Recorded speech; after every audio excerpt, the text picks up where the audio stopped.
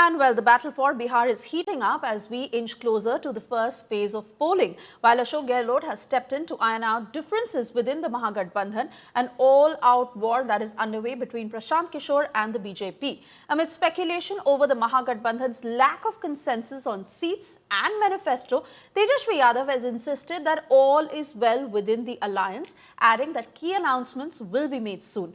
Tejasvi has also unveiled a slew of women-centric poll promises, focusing on Jivika Didis, mirroring the NDA's earlier outreach. He promised loan waivers, interest-free credit and permanent jobs for contract workers if voted to power. Ashok Gehlot, who is in Bihar, has insisted that a dispute over 5 to 10 seats out of 243 is no big deal and that similar situations have occurred in other states as well.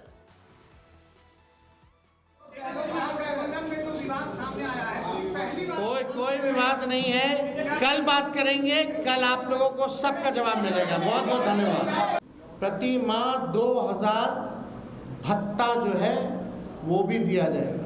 कई extra काम होता है वो भी जो है जीविका दीदियों द्वारा जो है सरकार लेती है, करवाती है।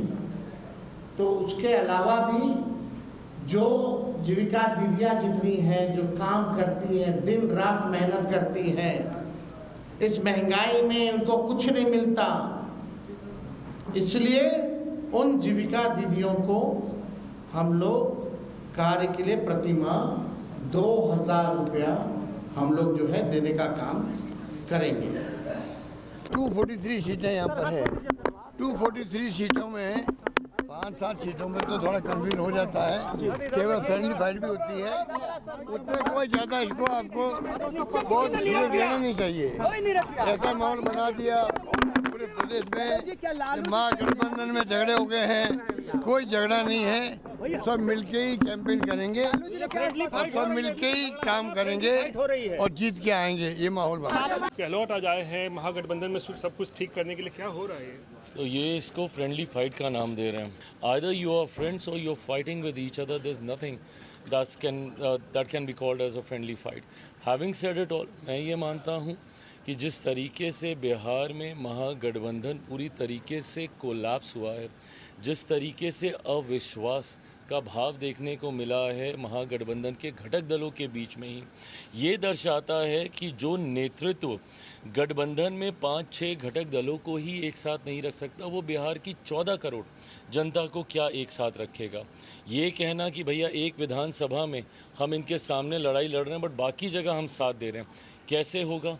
जिस तरीके से महागठबंधन ने अपनी महत्वाकांक्षाओं के लिए विभिन्न घटक दलों ने गठबंधन की तिलांजलि देने का कार्य किया है, ये दर्शाता है कि इन दलों के लिए सिर्फ अपनी महत्वाकांक्षाएं मायने रखती हैं, बिहार के लोगों की नहीं।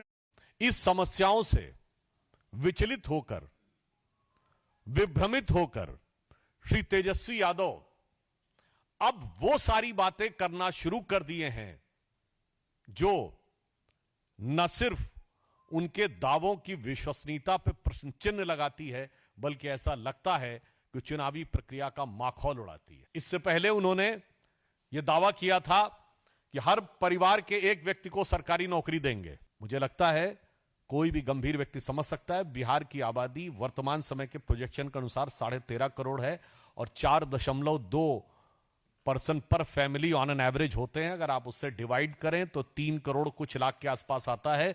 23 लाख लोगों के पास सरकारी नौकरियां, उनको आप हटा दें तो भी 2 करोड़ 90 लाख के आसपास परिवार पड़ते हैं।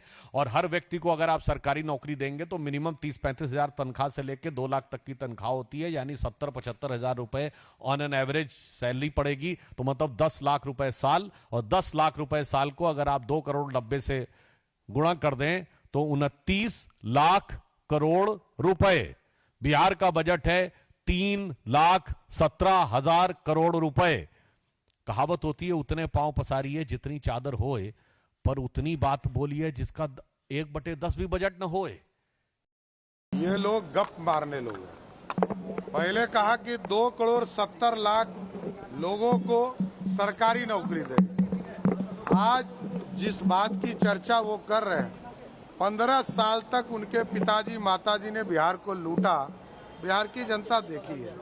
पूरे परिवार ने 1 लाख लोगों को भी सरकारी नौकरी नहीं दिया। ये पूरा बिहार जानता है, ये लोग गप मारने वाले लोग हैं और ये लोग सिर्फ सपना दिखा सकते हैं। चुनाव के समय याद होता है, चुनाव के बाद याद नहीं रहता। वो हमारे पार्टी के जनजाति कार्यकर्ता रहे, कमल में ही वो पैदा लिए हैं। उनके पूरा परिवार वर्षों से कमल में ही गए। कुछ वक्त के लिए किन्हीं लोगों ने भटका दिया, उन्होंने खुद बयान भी दिया है। तो फिर लगा कि हम अपने परिवार को छोड़कर कहाँ जा रहे हैं। कुछ देर के लिए वो थोड़ा अचेत हो गए थे, पर फिर सचेत हो गए और लगा कि कुछ भूल हो रही है, तो अपने भूल को सुधारा और अपना जो परिवार है, भाजपा परिवार, उसको अपनाया है। Unfortunately, one situation has emerged that Prashant Kishore is not ready to contest an assembly seat.